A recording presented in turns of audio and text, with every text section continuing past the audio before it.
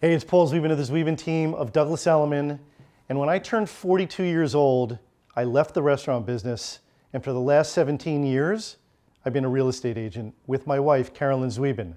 But in my first life, I was a chef. And I want to tell you how I got there and how I got here.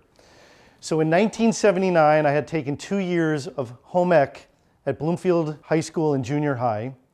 And I wanted to be a chef. That's all I wanted to be.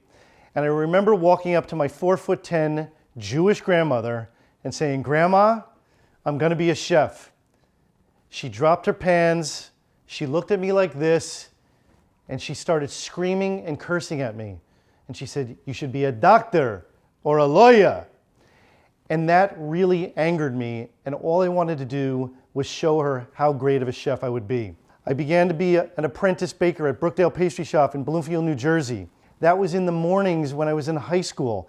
I worked there from 7 a.m. to 11 a.m., went right to school. I smelled like a donut. The girls either liked how I smelled or hated how I smelled.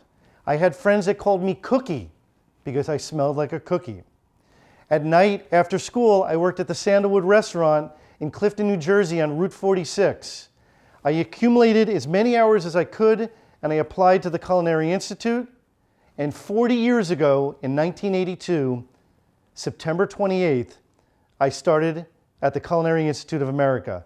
Flash forward, working at the Breakers Hotel in Palm Beach, Florida, working at the Grand Bay Hotel, which is not there anymore, in Coconut Grove, Florida. I finished 2 years of school there, and then I decided to go to 2 more years of schooling at Florida International University. What did that teach me? It taught me about numbers. It wasn't just food anymore, it was business.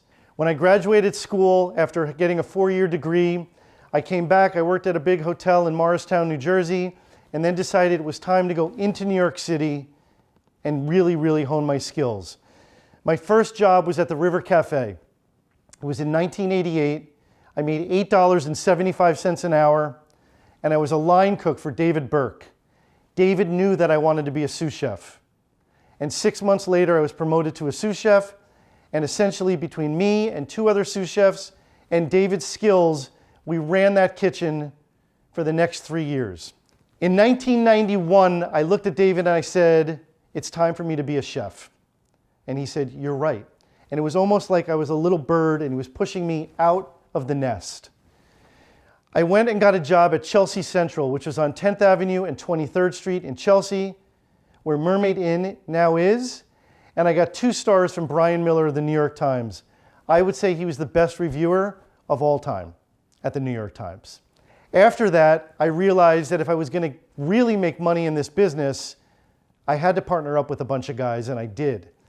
We subsequently opened a ton of restaurants.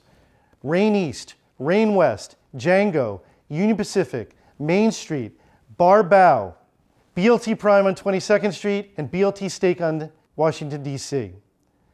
And at that point, I turned 42 years old. I was working in D.C. 6 days a week, and this is what happened. I checked out of the hotel on a Sunday, ready to fly back to see my wife in New York City, came home, saw her for a few hours, passed out, went back to the same hotel the next day, and the woman behind the counter looked at me and goes, "Didn't you just check out of our hotel yesterday?" And at that point, I was like, I can't do this anymore. Yes, I still cook. I cook for my kids. I cook for my family. I cook for my wife. I cook for my in-laws. We cook for guests. But it was time to make a career change. My wife had already been a real estate broker for 7 years. And essentially, she looked at me and she said, "You've been buying and selling real estate since you were in your 20s. You listened to every one of my deals. Why don't you be my partner?" And that's it. That's how I got here.